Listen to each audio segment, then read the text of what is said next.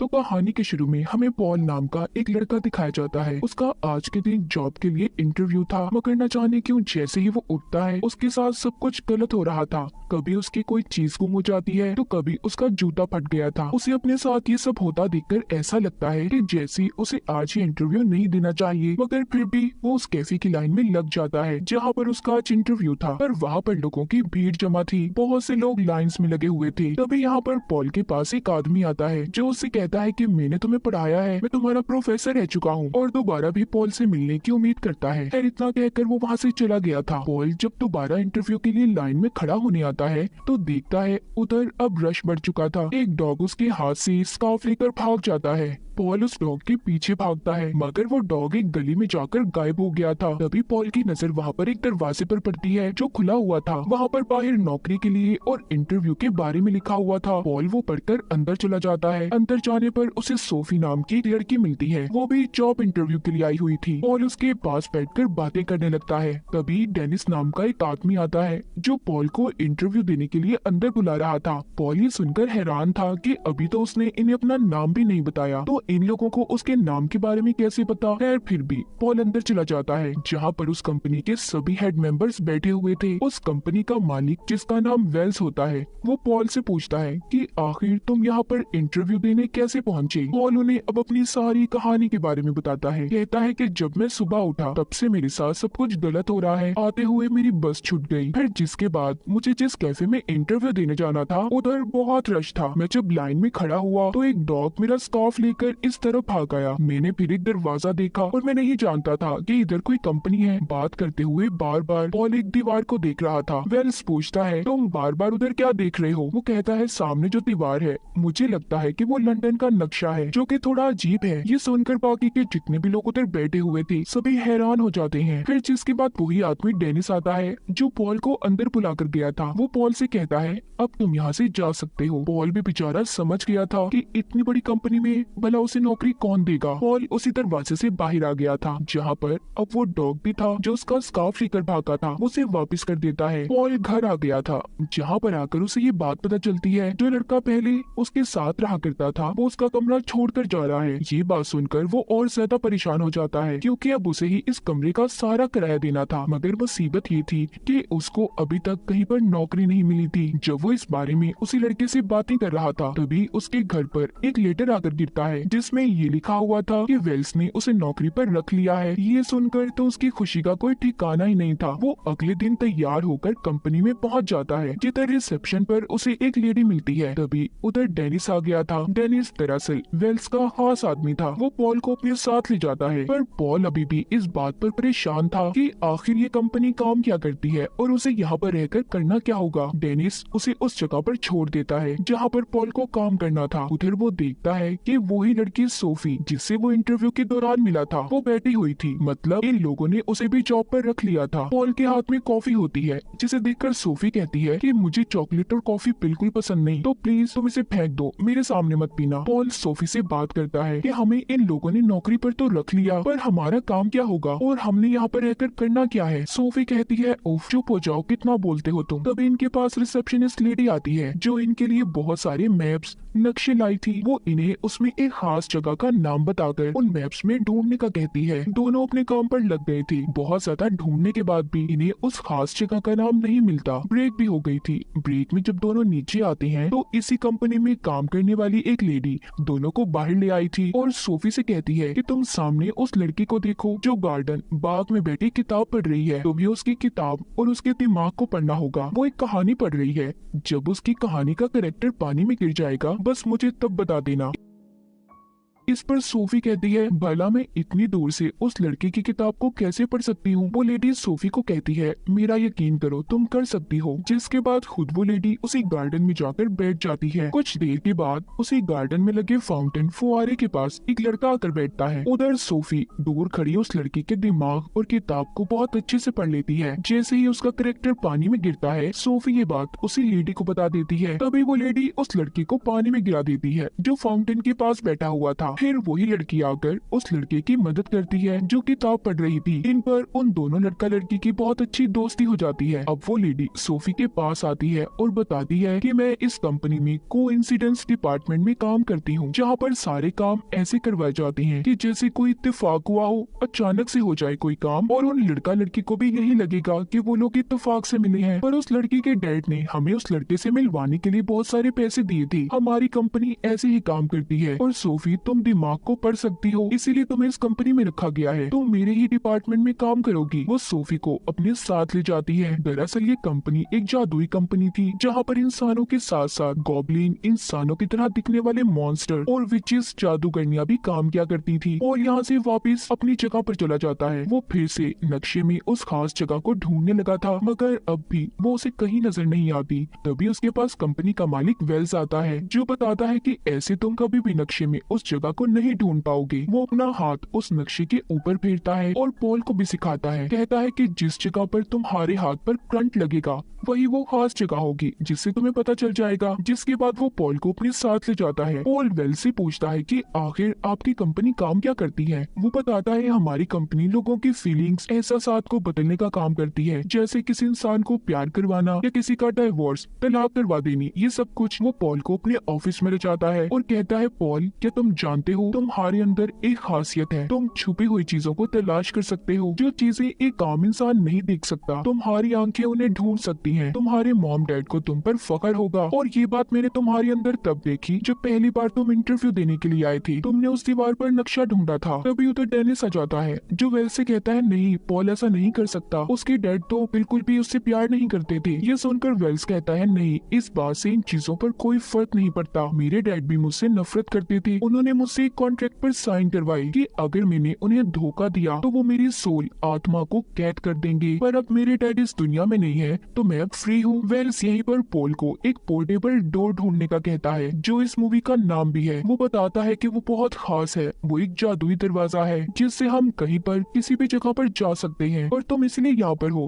ताकि तुम उस दरवाजे को ढूंढ सको। मैं उस पोर्टेबल डोर को नहीं ढूंढ सकता जो इसी बिल्डिंग में छुपा है, मगर इस बारे में किसी को कभी कुछ मत बताना। पॉल अब उस दरवाजे को बिल्डिंग में हर जगह पर ढूंढने लगता है। तभी उसके पास इसी कंपनी की एक लेडी आती है जो असल में विच, जादूगरनी थी। उसके बाल हवा में उड़ रहे थे। वो पॉल से आकर पूछती है कि तुम्हें वेल्स ने कुछ ढूंढने का कहा है, मगर जैसे कि वेल्स ने कहा था इस बारे में किसी को कुछ मत बताना, तो पॉल उसे कुछ नहीं बताता और चला जाता है। वो जब रात को अपने घर पर सो रहा था तो उसके पास वेल्स की कंपनी का ही एक आदमी आता है। वो भी यही पूछ रहा था कि वेल्स ने तुम्हें क्या ढूंढने का कहा है, जो पॉल उसे भी बताने से इनकार कर देता है। तो इस वजह से वो आदमी पॉल के पाँव को तोड़ देता है और उसके कान लंबे लंबे कर देता है। तभी पॉल उसे कहता है कि प्लीज ऐसा नहीं करो, अच्छा मैं बताता हूँ, मुझे एक डोर, दरवाजा ढूंढना है। ये सुनकर वो आदमी चला गया था। पॉल की आंख खुलती है, उधर कोई भी नहीं था। उसे लगता है कि शायद वो सिर्फ उसका एक सपना था, मगर वो आदमी हकीकत में पॉल के पास आया था। अगले दिन पॉल दोबारा से कंपनी में जाकर उसी पोर्टेबल डोर को ढूंढने लगता है। वो उस दरवाजे को ढूंढते ढूंढते कंपनी की बेसमेंट में आ गया था। तभी उसके पीछे डेनिस भी आ जाता है जो उसे कहता है कि तुम यहाँ पर क्या कर रहे हो, यहाँ से चले जाओ और आइंदा यहाँ पर कभी मत आना।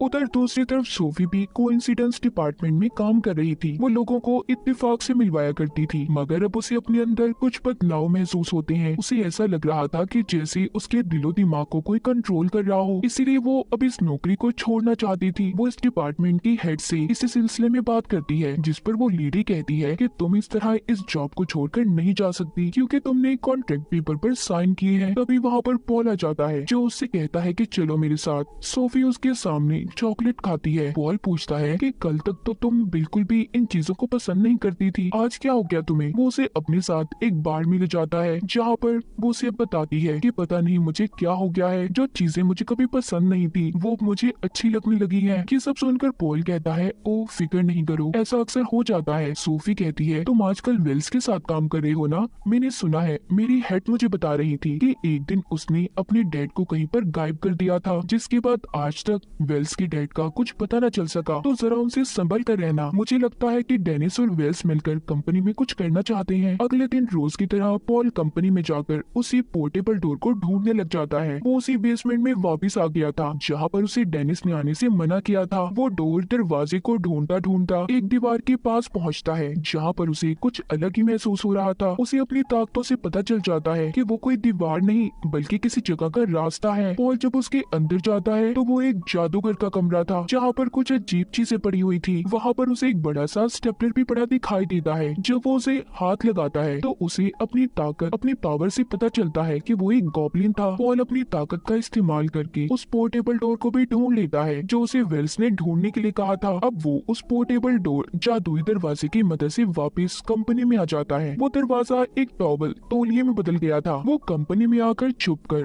वेल्स की बातें सुनता है जहाँ पर वो सबको बता रहा था कि वो अपने ऑफिस के लोगों पर एक्सपेरिमेंट तजुर्बा कर रहा है। वो उन लोगों की पसंद नापसंद, उनकी फीलिंग्स, एहसासात और उनकी हर चीज को बदल देगा, जिसके बाद वो उन लोगों को अपने मुताबिक चला सकता है। और उसके इस एक्सपेरिमेंट का पहला शिकार सोफी थी क्योंकि उसने जो कॉन्ट्रैक्ट पेपर साइन किए थे वो इसी चीज के बारे में थे और यही वजह थी कि सोफी को अपने अंदर बदलाव नजर आ रही थी। ये सब सुनकर पॉल यहाँ से भागने लगता है जब वो उस दरवाजे को खोलने की कोशिश करता है, मगर अब वो टॉवल तौलिया दरवाजे में नहीं बदल रहा था। तभी पॉल उस तौलिए पर लिखी कुछ बातों को पढ़ता है जिस पर लिखा था कि डोर दरवाजे को खोलने के लिए तुम्हें 3 बार नॉक नॉक बोलना होगा और फिर उस जगह का नाम लेना है जहाँ पर तुम्हें जाना है। अब पॉल 3 बार नॉक नॉक बोलकर सुपरमार्केट का नाम लेता है जिससे कि वो सुपरमार्केट के फ्रिज में पहुंच गया था। फिर वो सोफी के पास जाता है और उसे सारी सच्चाई बताता है कि वेल्स तुम पर एक्सपेरिमेंट तजुर्बा कर रहा है और उसे उस पोर्टेबल डोर के बारे में भी। सोफी उस जादुई दरवाजे के बारे में सुनकर खुश होती है। वो सब कुछ अपने बारे में भूल गई थी। वो पॉल से कहती है कि इस दरवाजे की मदद से तो हम कहीं पर भी जा सकते हैं। चलो ना पॉल, सब कुछ भूलकर दुनिया घूम कर आते हैं। सोफी और पॉल पहले तो पिरामिड जाते हैं, फिर बर्फीले इलाकों में, तो कभी पहाड़ी और फिर समंदर के किनारे। उन्हें दुनिया घूमकर बहुत मजा आ रहा था। समंदर के किनारे बैठा पॉल सोफी से पूछता है, क्या तुमने किसी कॉन्ट्रैक्ट पेपर्स पर साइन किए थे? वो जवाब देती है कि हाँ, वो तो एक ट्रेनिंग प्रोग्राम था, पर अब मुझे लगता है कि शायद उसी वजह से मेरे साथ ये सब कुछ अजीब हो रहा है। खैर, अब वो दोनों उस पोर्टेबल डोर की मदद से वापस से कंपनी में आते हैं और उस कॉन्ट्रैक्ट को ढूंढने लगते हैं। तभी उन्हें एक आदमी के नाम का कॉन्ट्रैक्ट मिलता है जिसमें उन्हें ये पता चलता है कि वेल्स यहाँ पर लोगों की सोल, आत्मा को चुराता है। वो पहले कॉन्ट्रैक्ट पेपर पर साइन करवाता है जिसके बाद उस पेपर को बैंक ऑफ डेड यानी कि मौत के बैंक में जमा करवा देता है। इस तरह वो उस इंसान की आत्मा को कैद कर सकता था। वो दोनों उस पेपर को पढ़ ही रहे थे तभी उधर बहुत सारे गॉब्लिन्स, मॉन्स्टर्स आ जाते हैं। ये दोनों डरकर वहाँ से भाग गए थे। तभी इनके सामने डेनिस आता है। जब ये उसे बताती है कि हमारे पीछे बहुत सारे मॉन्स्टर्स लगे हुए हैं, तो तभी वो ये देखते हैं कि डेनिस भी एक गॉब्लिन है। कुछ देर के बाद उधर वेल्स भी आ जाता है। तभी उन दोनों की किसी बात को लेकर बहस हो रही थी। इस बात का फायदा उठाकर पॉल और सोफी उस पोर्टेबल डोर की मदद से यहाँ से भाग गए थे, मगर गलती से वो दरवाजा खुला रहता है। तभी वेल्स उन दोनों को एक ऐसी जगह पर भेज देता है जहाँ पर एक जेल था। उधर एक जेल में सोफी और पॉल को एक आदमी मिलता है जो असल में वेल्स के डैड थे, जो बताते हैं कि जब मुझे मेरे बेटे की शैतानी इरादों के बारे में पता चला कि वो लोगों की आत्माओं को कैद करता है, तो उसने मुझे इस जेल में कैद कर दिया ताकि मैं उसे कभी भी रोक ना पाऊँ। यानी कि जो बात सोफी ने पॉल को बताई थी कि वेल्स ने अपने डैड को कहीं पर गायब कर दिया, वो बात सच थी। आगे वो बताते हैं कि यहाँ से मुझे आज तक बाहर जाने का रास्ता नहीं मिल सका, जिस पर पॉल कहता है कि आपके पास तो उसका कॉन्ट्रैक्ट था, तो आपने अपने बेटे की आत्मा को कैद क्यों नहीं किया? वो बताते हैं कि इससे पहले मैं उस कॉन्ट्रैक्ट को बैंक ऑफ डेड में जमा करता, उसने मुझे यहाँ पर कैद कर दिया। पॉल को यहाँ से निकलना था। वो किसी तरह अपनी ताकत का इस्तेमाल करके यहाँ से बाहर जाने का दरवाजा ढूंढ लेता है। वो कंपनी में वापस आ गए थे। उनके साथ अब वेल्स के डैड भी थे। कंपनी के अंदर आकर वेल्स के डैड पॉल और सोफी को उसके कॉन्ट्रैक्ट के पेपर्स देते हैं ताकि वो उसे बैंक ऑफ डेड में जमा करवा दें, और खुद वेल्स के पास आ गए थे। वेल्स अपने डैड को देखकर काफी हैरान था कि वो इतने सालों बाद आजाद कैसे हो गए। पॉल और सोफी सोफी जब बैंक ऑफ डेड में जा रही थी तो तभी उन पर बहुत सारे गॉब्लिन मॉन्स्टर्स हमला कर देते हैं। वेल्स की डैड जल्दी से रिसेप्शनिस्ट लेडी से स्टेपलर लाने का कहते हैं। दरअसल ये वही स्टेपलर था जो पॉल ने जादू करके कमरे में देखा था। वो कमरा किसी और का नहीं बल्कि वेल्स का ही था। वेल्स के डैड जब उस रिसेप्शनिस्ट लेडी को वो स्टेपलर हवा में उड़ाने का कहते हैं। जैसे ही वो ऐसा करती है वेल्स के डैड अपने जादू से